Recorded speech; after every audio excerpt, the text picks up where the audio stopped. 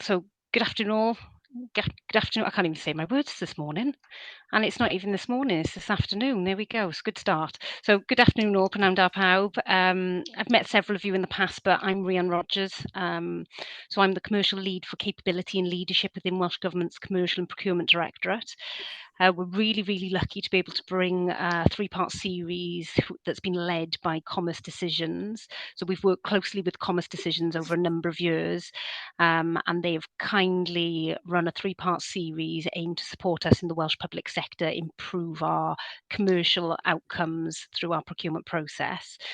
The last couple of series are available on the Keyed event page. So for those of who've missed the previous, they are available for you to go back and view. And we will share the links at the end of today's session. But I'm going to hand over to Drew and Alistair, who can guide us through today's session, which is all around objectivity in the evaluation process. So thank you both. Thank you, Rhi. Great stuff. Yeah, very good afternoon, everyone. So just a short intro from me. I'm Alistair Smith. I'm the UK Public Sector Account Manager at Commerce Decisions. And as Rhi says, we've had quite a long-term, long-standing contract with the Welsh Government, and we're really pleased to be providing these sessions and kind of joining you on these sessions. So I joined Commerce Decisions around July 2022. And on the left there, just by the way, that's a QR code for my LinkedIn profile. So if anybody wants to follow me on LinkedIn, we're quite active in terms of posting content. So I joined Commerce Decisions in July 22. We have around 25 UK government and public sector authorities using Commerce Decisions award procurement evaluation software, one of which is the Welsh Government. I've come from a kind of customer success and account management background with software solutions, predominantly across the education sector and also within schools catering. And I've got a fair amount of experience working with a lot of universities and local authorities across Wales, actually. So yeah, lots of travel and know a lot of the caterers and the universities across Wales. So a bit of background working across the country. What really drives me is kind of, supporting organisations meet their broader strategic aims and objectives through usage of software tools and professional services that are available through the companies that I've worked for. I'm based on the Wiltshire-Somerset border, just near Bath, where it's quite chilly and drizzly today. But I'm always very happy to come over the border and come and talk to you about how we can support your organisation in terms of managing complex procurements through the award tool, but also through our best practice kind of thought leadership and the input that we can provide around competition design, and some of which Drew's going to touch on today. So yeah, a little bit more about Commerce Decisions. So the kind of strap line you'll see at the top there, we make a difference by helping people around the world benefit from the right procurement decisions being made on important projects. So that really drives what we're about and what we do. And we're here to help support the achievement of best outcomes on complex major procurement programs. We're established in about 2001. We're part of a parent organisation called Harris Computer, and Harris work with a lot of software companies who are providing services and solutions to the public sector, government, healthcare, things that really make a difference in public life, really. We've got around 150 years combined experience across our team, so particularly within Drew's team, so that expert input that we provide to major projects across the globe. We've quite a small team. We've got around 30 team members. I think it's 27 exactly, actually. And we've got offices in Oxfordshire, so our head office is in Oxfordshire. And then we've got satellite offices in Australia and Canada, which is where Drew's dialing in from today. And we're fully ISO Cyber Essentials accredited in terms of the award software itself. So in terms of our work with the Welsh Government, as Rhi says, we've had a long-standing contract with the Welsh Government for usage of the award evaluation software. So there's licenses available across the Welsh Government and the Welsh public sector. So it's for usage on high-value, complex procurements. We work in conjunction with sourcing tools, so we're not here to replace sourcing tools. We work alongside those, and actually we're a partner to Jagger, and we've recently developed integrations with Atomis, and we're working on integration with SAP Ariba this year. So award very much works in combination with your sourcing tool. And as we've said, we carry competition and evaluation design expertise, which kind of feeds into these best practice sessions that we've been running over the last few weeks. And we could provide team and individual training. So that's around the award software itself, but also, thought leadership, procurement, best practice content. We have a number of training courses available on our website that you can look at, and we can provide those.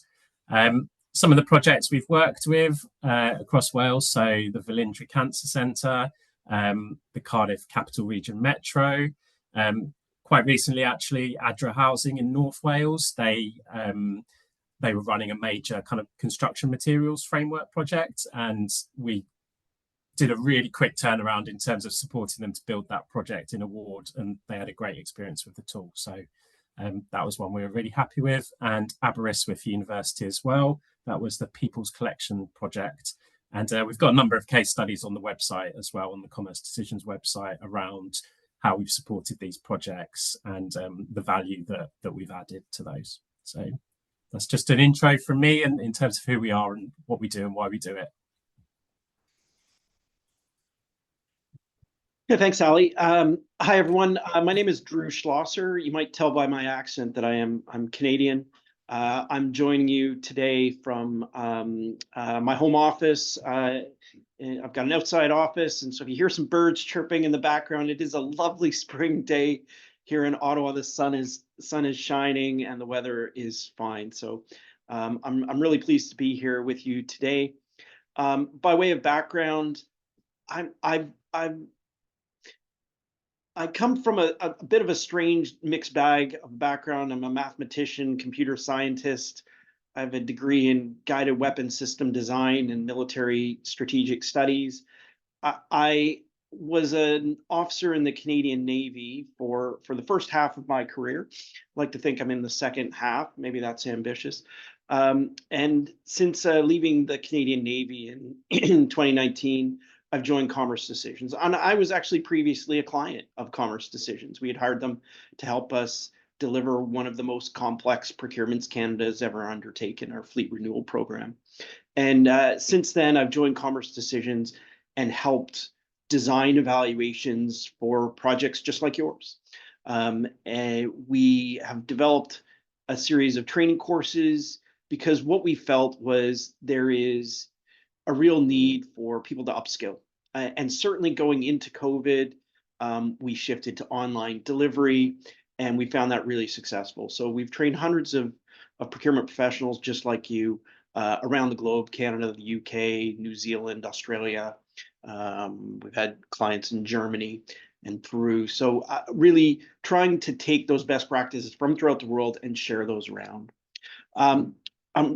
Personally, I'm based out of Ottawa. I spend a lot of time in the UK, and on days like this, I'm wishing I was actually at the lake.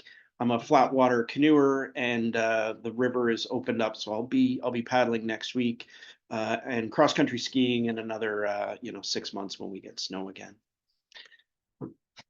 What are we talking about today? And I'll sort of start with a bit of a story of how we actually came on this. And the topic is, how do we improve objectivity in qualitative evaluation? So a really kind of nerdy title. But what we found was, as we were helping procurements design evaluation schemes that were looking at things that really mattered, we were seeing a shift away from counting the quantity of something and towards qualitative evaluations. And the pushback we were getting was, we love it, it's faster, it's easier to develop, but is it objective enough, right? Is it objective enough to withstand the scrutiny? And that really got us thinking as to, well, why? And how could we do this better? And we also were going through a hiring practice at the same time. And we had to go through an interview process and actually found that the same tools that we were applying to evaluation design, we were also applying to job hires and job interviews. And some of those same techniques carry across. And actually, I think they can carry across into all kinds of decision making. Today, I'm going to focus on the evaluation perspective, but I just want you to consider how it can be applied in other facets of what you do as professionals. I believe that evaluating the right things in the right way will lead to a better outcome. And that seems simple enough, but the problem is we often measure the wrong things. We try to find that like perfect, specific, measurable, precise thing. And we're on this like quixotic quest to find that perfect criteria. And why do we do that? Well, because the lawyers and the procurement ombudsman tell us that we shouldn't have subjectivity. It's noisy, it's inconsistent, it's grounds for challenge. And I couldn't agree more. But I think there's a better way. You can measure directly the objectives that we're seeking to achieve, and we can design qualitative criteria that assess our confidence that we're actually going to achieve our aims. And to do this successfully, we have to make sure it's as objective as possible. I'm going to show you how to do that. We're going to start by grounding us all in a common way to talk about the concepts. I'll share some good evaluation design practices, and then we're going to talk about the secrets of running effective consensus meetings. Okay. I guarantee that these are things that you can use on your next procurement. Okay.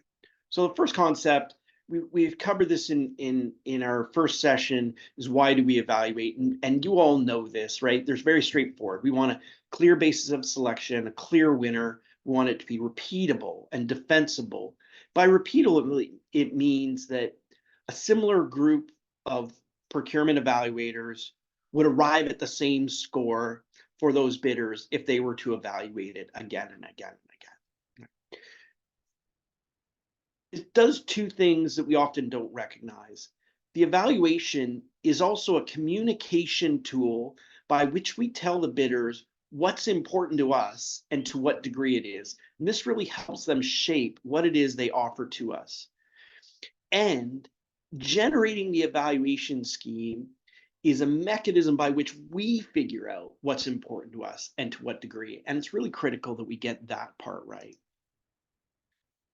So I've used these terms objective and subjective. So I pulled out my Funk and Wagnalls, which is what my grandfather always told me to do if I wanted to get clear on a term. The distinction between objective and subjective to me is really around feelings. If your feelings come into this, if your emotions, which are fickle and changeable, and they're not factual, they're not evidenced, then we're talking about things which are subjective, and that's not good. In a procurement context, we want objective. Things which pertain to independent evidence that we can repeatably agree on. Subjective is an opinion, and it really has no place in a procurement. I'm also going to talk about the distinction between quantitative and qualitative evaluation. So quantitative are evaluation metrics where we count something directly as a number. Not just that it converts into a score, it always converts into a score.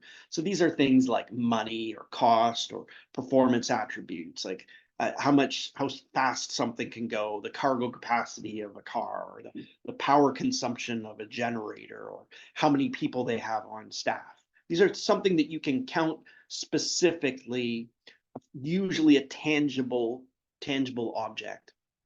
Qualitative, it's an adjective that we use to describe things. It's awful, adequate, good, or great.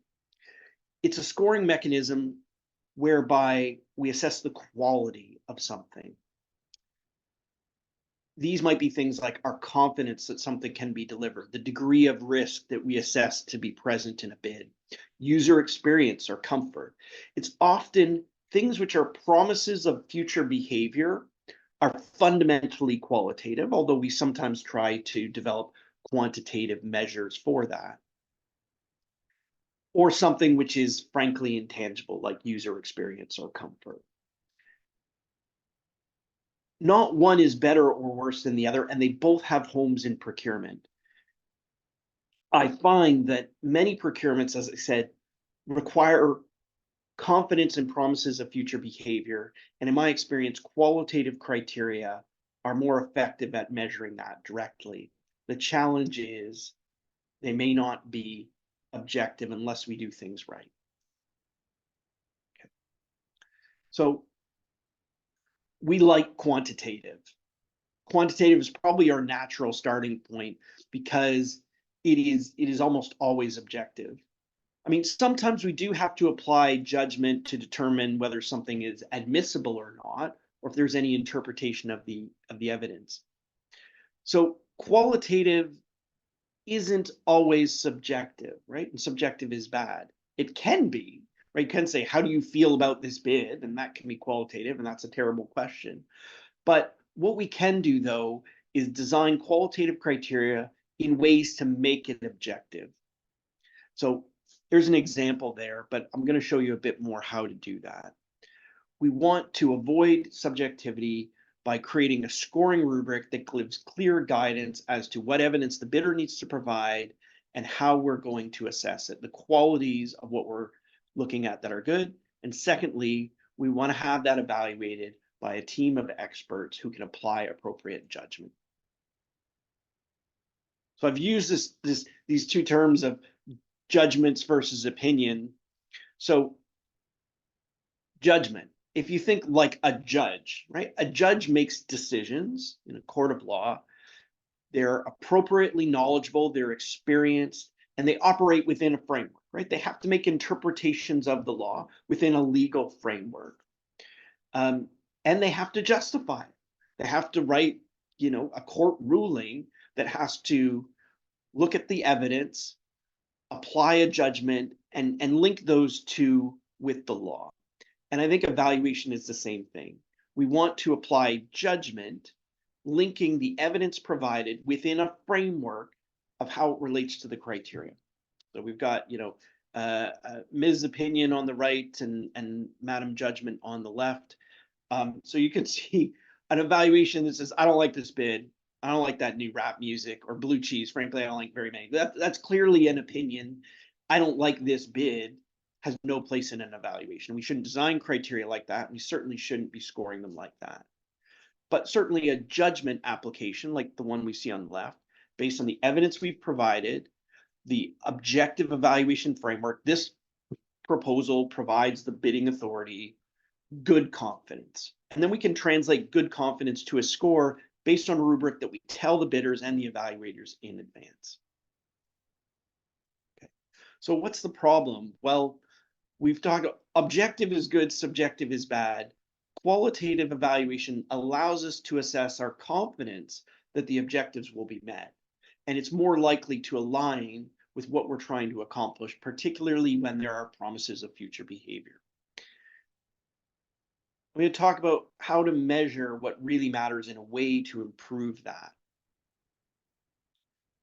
So firstly, good criteria design is going to improve objectivity. And what do I mean by that? Well, traditionally, we used to go a large number of specific, measurable, tangible requirements. We'd evaluate all of them. Once they're compliant, we pick the cheapest. We're now seeing more and more shifts to newer approaches, a smaller level, high-level strategic criteria, 3, 4, 5, 10, a dozen criteria. That's it. I've seen multi-billion-dollar procurements with 15, 20 rated criteria. And these are criteria that focus on the specific objectives that we're trying to achieve, and we're generally evaluating these using qualitative measures. So the perfect proxy doesn't exist. We've traditionally viewed quantitative criteria as the ideal, right? It's challenge resistant because, listen, we're counting their years of experience. This team has 10 years experience and this team has 11 years of experience. 11 is higher than 10, therefore they're better. The problem is we've been trying to find these perfect proxies and of course they don't exist, right? Someone with 11 years experience has more years of experience, but was it the right experience and does it align with what we're buying? And is that the only thing that matters to justify whether someone's going to manage a project well or deliver what you're hoping them to do? The hunt for that perfect proxy often results in surrogation and solutioneering. So that's picking evaluants that focus on numbers that don't really matter.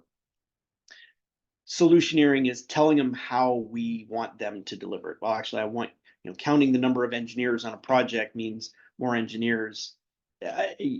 That's how you're expecting them to deliver it. And it actually erodes a bidder's ability to provide innovation in their bid. And increasingly, I've said this a few times now, we're focusing on promises of future behavior.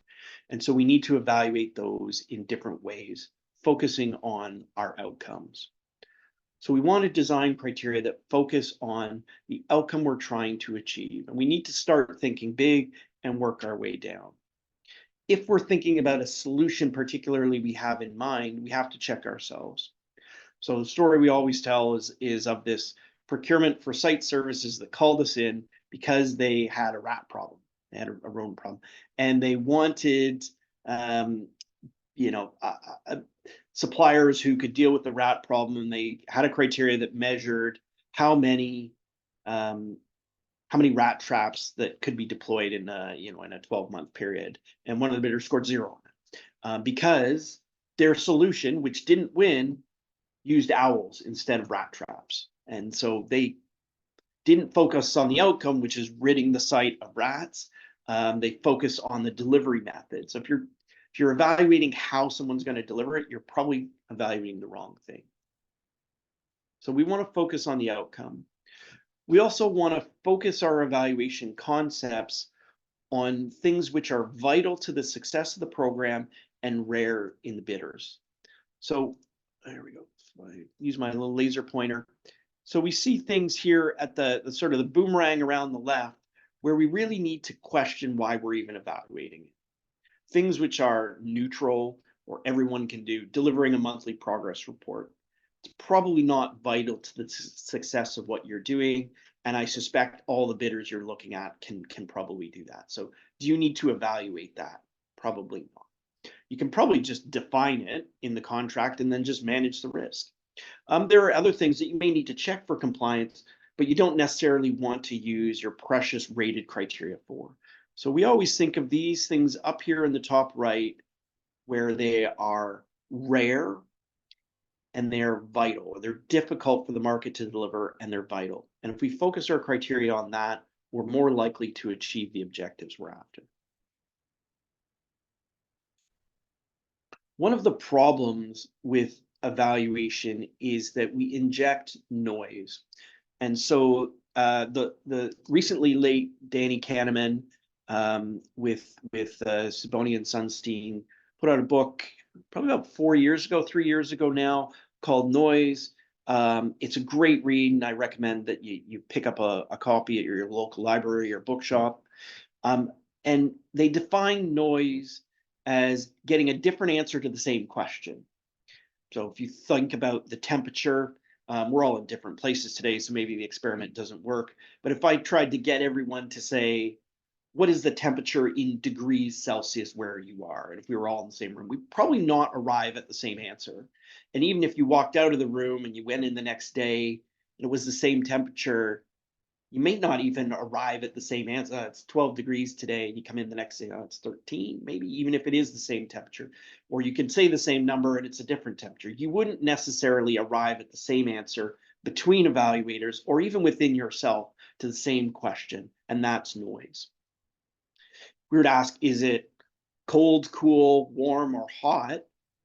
I suspect that if we were all sitting in the same room and we had some guidance around, is this a day in Canada in the winter, or is it a spring day in Wales? You come up with potentially different guidance on that. But we could probably arrive at the same answer to that question, both ourselves, that same question day over day, and within a group arriving at the same answer. And if we arrived at different answers, we could probably talk it through. So one of the ways that good evaluation design can eliminate noise from your scoring outcomes is by asking a precise enough question. that the subject matter experts, your evaluators, are going to arrive at the same answer every time. So we need to define a framework within which expert judgment can be exercised. We also want to have the right scoring scale. So as I talked about temperature, if we had a 10-point scale of is it very cold, kind of cold, cold-ish, coolish, cool. If you can imagine 12 points on that scale, it'd be very hard to arrive at the same answer to the question every day. But a 4-point scale, in my experience, is about the right number where you can systematically and repeatably arrive at the same answer every day. We call that the law of requisite precision, having a scoring scale that is precise enough but not too precise, such that you can arrive at the same answer every day. One of the methods that we recommend doing that is using confidence-based scoring. There's different methods to do this in qualitative scoring, but certainly where we define the confidence characteristics of what good looks like. And this gives our evaluators a framework within to operate and within which to make decisions around how to arrive at the same score, what good really looks like. When thinking about objectivity in your criteria, we really need to first start by writing criteria that focus on the outcomes that we're after and give clear guidance around how to score that such that values will arrive at the same answer to the questions time and time again. We want to make sure that we're not solutionizing, measuring something just because it's easy to measure, choosing proxies that don't actually affect our outcome. The next thing we're going to talk about is how conducting the evaluation can actually improve your objectivity. So a traditional evaluator scoring process, we're going to have individual evaluators who are going to read the question, read the scoring scheme, read the bidder's actual response, don't bring in any additional information. They're going to select highest appropriate score, and they're going to record their rationale for, define their reasons that tie together, as we talked about with the judge in a court of law, the evidence that they're seeing, the scoring methodology, the scoring rubric, and tying those things together with the rationale of why they've applied that score.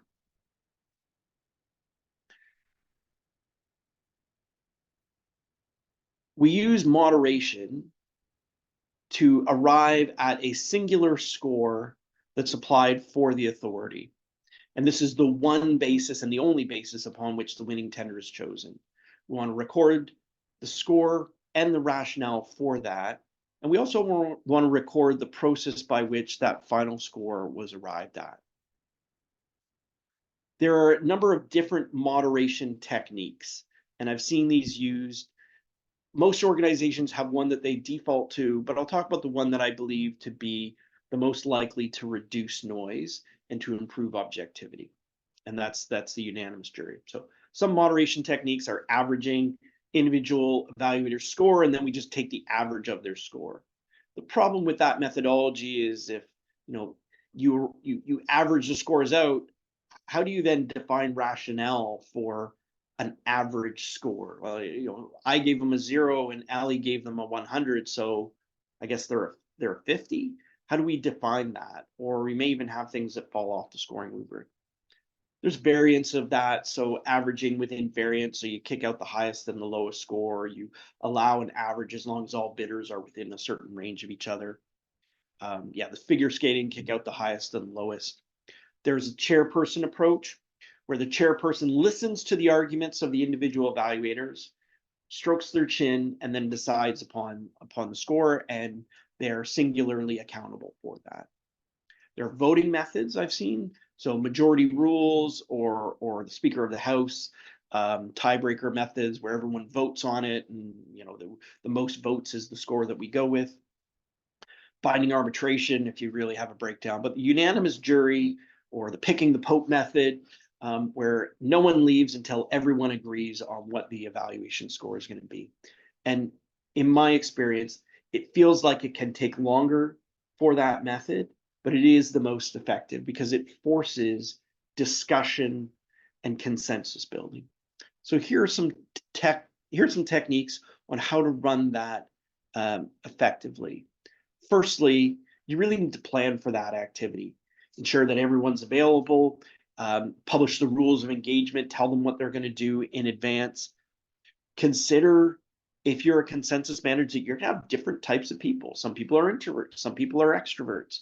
You're going to have some people who really need to take time to think in advance, and other people just want to contribute and get in there right away. But you need to make it clear that everyone needs to prepare for those meetings. They need to dedicate their time, energy, and attention. They need to put their phones in the drawer, put them away. You need to be aware of what bidders are expecting based on the information that has been provided. They have to agree to adhere to the process and understand but not exceed their roles within the meeting, right? So their role is not to rewrite the statement of work if we found problems or identify legal challenges. It's simply to evaluate in accordance with the scoring scheme that's been provided. Right. So how to do this really effectively in the meeting? I think that these 7 steps are applicable in anything that you do in life. Any meeting that you're running, I think these 7 steps to building consensus work everywhere, but they're especially true in evaluation. So firstly, you review the evaluation criteria as a group. So as a consensus manager, sit down and have everyone read the evaluation criteria, read the scoring scheme. Before you look at any inputs to that, come to agreement on how you're interpreting it. Right? Make sure everyone is on the same page with the evaluation criteria and how it's going to be evaluated. Get those things resolved before you bring people in to start scoring. You ask everyone to go out, score individually, and then they are going to come back. You're going to ask for everyone's response. What score did you give this bidder? You're going to ask everyone one at a time. You want to change the order in which you go around the room. So you may go around the room talking about different aspects or different bidders. Make sure you go in a different order every time. When you're asking evaluators, what score did they give? You want to ask them these questions. What score did you give? How confident are they that that is the right score? What factors did they consider when arriving at that score? What's their alternative? And what assumptions did they make, or what questions might they have? So it might sound something like this. All right, Drew, what did you think about bidder B? Well, I gave bidder B a confidence scoring of good. I'm not 100% certain that that's the right answer. I actually considered giving them a high confidence score. I looked at particularly piece of evidence A and piece of evidence B, and I really had to look to find something that justified the high score, but I really didn't find it, and I looked at these 2 or 3 specific things. I made the assumption that they can do this because of what they provided in this other document, but I'm really not sure, and in order to really make a final determination, I'd want to know this. What that does is it gives you an opener to build consensus and to have the evaluators ask questions of each other. If you can't arrive at consensus, in my experience, that's often because you've made different assumptions. And so when you finding yourself in a position where you're not arriving at consensus, try to understand and write down what are the assumptions we're making, or what is the specific evidence, and see where that differs. And that's often a good indicator that you need to go seek clarification from your bidders. But once you have arrived at consensus, you want to agree the consensus score and agree a consensus rationale. So justifying your score, you want to write a rationale statement that really states the score you gave, the reasons for the score you gave, the strengths of the bidder's response, any weaknesses or gaps where their evidence doesn't support giving them a higher score, any omissions that they may have made with respect to their evidence. Now, every jurisdiction in the world has specific rules about what needs to be in or outside of the justification and the rationale that you provide. So I'm not speaking specifically to what's required in Wales. I think you need to seek your own jurisdictional advice on what you must include or may not include. But I think general principles of telling the bidder why they got the score that they got and making that clear from the evidence they've provided to the scoring rubric, and making that clear as to why. Always focus using the language in their proposal and the language in your solicitation document, the criteria. And I think if you do that, you're in a much better place. Multi-evaluator consensus meetings will improve objectivity, as you're going to have multiple viewpoints looking at the same criteria, and exposing that to debate will actually help you better understand the rationale for why you're giving the score you give, and also help reduce the impact of bias. There's different styles of how you run consensus. I'd strongly encourage you to take on the unanimous jury approach. People are strange creatures. Consider individual dynamics, group dynamics, who's got the most power? Is there someone more senior? When do they speak? When don't they speak? Consider all those dynamics when putting together your consensus meetings. Those 7 steps to success, really asking people, what was the score you gave? How confident are you that that's the right score? What did you see that made you not give that other score? Can really open up the discussion.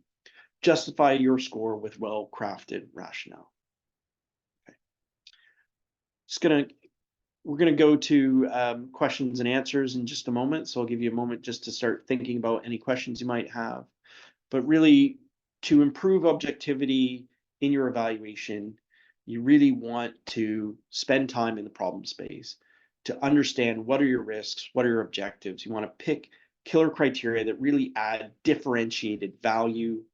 The perfectly objective criteria doesn't exist, right? Don't measure the number of rat traps, measure the number of rats that aren't on your site anymore. Really, what is your objective, and stick your measuring point there, particularly if it's a promise of future behavior. You want to consider using confidence characteristics, a defined rubric that really focus on the risks and objectives you're trying to achieve. Pick a scoring scale that is repeatable, for which you can arrive at the same answer every time, and a group of evaluators can arrive at the same answer every time. You want to run effective consensus meetings, and by asking questions that allow your evaluators to all add to the pool of understanding, so that collectively you can have agreement on what score and why you're giving that score. Writing effective rationale statements helps clarify your own thinking, justify your own thinking, and as you provide that rationale to unsuccessful bidders, encourages them to make better bids for you in the future, which is, of course, what we want. We want unsuccessful bidders to improve their bid to better align with what we're trying to achieve. And only by giving them effective feedback can they do that. Start early and make the time. Okay. That's it for the presentation. Want to thank you, just as we're wrapping up this series, and we'll go to questions and answers here in a minute, but really want to thank Rhiannon and the team for giving us this opportunity to share what we know and what we believe with the Welsh procurement community. If there's any questions now, happy to take some.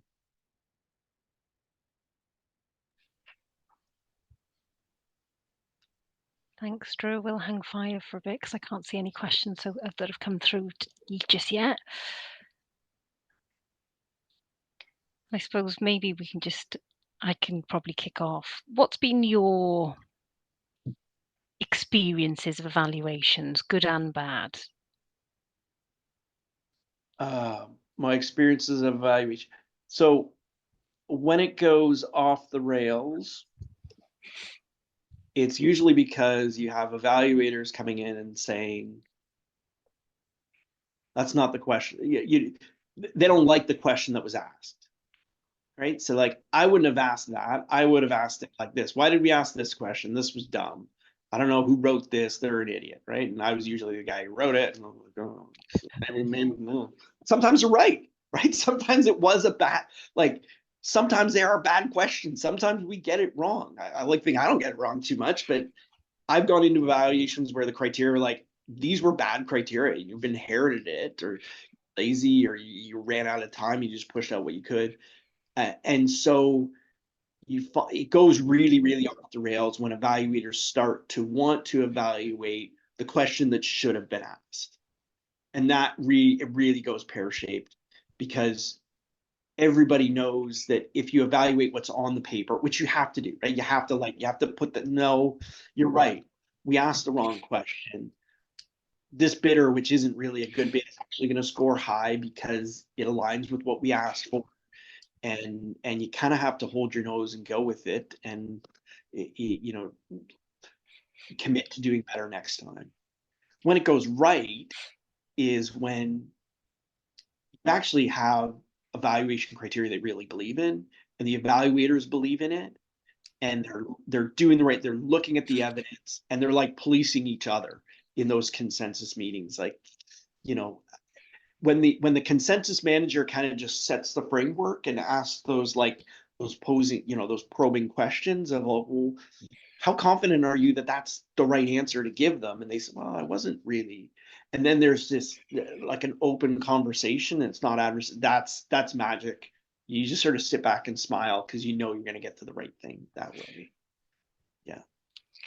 And we've just actually had a question that probably links quite nicely to that, is that we often struggle getting evaluators. Are there any top tips to incentivize? Cake. Have you tried cake? Cake works. Okay, so that's a bit cheeky. I would say, I mean, you need to appeal to, their citizenship. You're asking them to help make the lives better of citizens by selecting the right product or service for what you're trying to buy. Encourage them to, partake in the experience as professional development. Like, we're doing this evaluation a bit differently this time. I want you to take part in that, because I think that it can help your career by seeing different types of evaluation. I'd actually like your feedback on how this went. I mean, appeal to their professionalism, appeal to citizenship. I think if you can also really box in the time, energy, and attention that it's going to take, and if you can provide them evaluation tools that make that process like a bit of design thinking of, like, why don't evaluators want to help you out? Like, it's just like, I'm too busy, I don't have the time. Okay, well, find evaluation methods that you can evaluate quicker, or time box it, or, okay, can I just do it for one criteria? Like, okay, how much time do you have? And even start to consider that your evaluation design phase of making sure that if that's the problem, try to understand why that's a problem, what they don't like. They don't like, you don't have good coffee, then buy good coffee. If it takes too long, find ways to make it shorter. But in my experience, if you run a good process, they're going to have an enjoyable experience. And I think that might help bring people. Rhian, I don't know what works for you. How do you get evaluators? How do I do it? God, it's been a while. I think there is, if it matters to them, I think you've touched something there, Drew. If it matters to the person shaping that procurement, and if they've been involved from the start, quite often they see the benefit in being part of the outcome. So that helps, I guess, is having the right people involved from the start of the project. but I think there is also probably the challenge here is that we've got quite a lot of authorities in Wales that are leading on national frameworks, so they're collaborative agreements, and they're not necessarily at that point do you see the real outcome, because the framework obviously is just is part of the process, but not actually the end result. The contract that the customer then delivers off the back of it is the outcome. So I guess for them, sometimes maybe they don't potentially see the benefit in being part of that framework process, or they don't see the benefit in shaping that collaborative agreement. So that one is probably more challenging than actually being part of the the contracting process, the formal, where you see the outcome, you see the tangible result. And I don't know if anyone else in the call has any comments on that, and just pop it in the Q&A and we can. Is there an optimum, do you think, Drew, in terms of the optimum number of evaluators as well? Yes. Yes, there's exactly a correct number. One. One goes really quick. So I would say less than 3 is problematic as your exposure to individual bias, and like I wouldn't want to be the one person evaluating that one thing, because then you can never claim that you weren't biased, right? So I would always I never want to go solo, just for legal defensibility. I'm not even sure, most procurement agencies don't even allow it, maybe on like super low dollar value stuff, but and anything more than 7 is unnecessary. I always go with an odd number, even though if you're in a consensus approach that doesn't, it doesn't matter. You shouldn't be voting. If there's one person who holds out, it doesn't matter if there's 4 against 1 or 3 against 1. So between 5 and 7, I have seen on more complex procurements where it's really technical, you might want to go up to 8 or 9, but that's 5 is 3 to 5 is about the right ballpark for number of evaluators. You can also bring in subject matter experts who aren't evaluators, who may just be a technical expert in that thing that you're evaluating. So if you're evaluating warships, you may have a naval architect who comes in and helps you interpret the math on their stability calculations, but they don't evaluate. So you can, if there are specific technical skills that you need, accountant or some kind of technical engineer or specialist technician, whatever, they can be subject matter experts. 3 is okay for plenty of procurements, low dollar value stuff. 3 is totally fine. 5 is good for something more complex. 7 is kind of the top end. Great. So I can't see actually, Drew, that we've had any more questions from the attendees on today's call. So if there is no more questions, what we will do is we will share your details with those who want it, if that's okay. So I know you put your details on the slide at the end. So if anyone has any specific questions, we can get them across to you. And I just want to thank you, from Welsh Government for hosting these 3 events, and they've been brilliant, and selfishly they've refreshed my knowledge. It's always good. And I've also received some really positive feedback from those in the community that have attended the call. So also it's been brilliant for us. So hopefully we'll hear from you in the future. And what we'll do is we will get the links out to those on today's call so they can see the previous sessions that are hosted on the key page. So thank you everyone for attending today, and thank you to Drew and Alistair.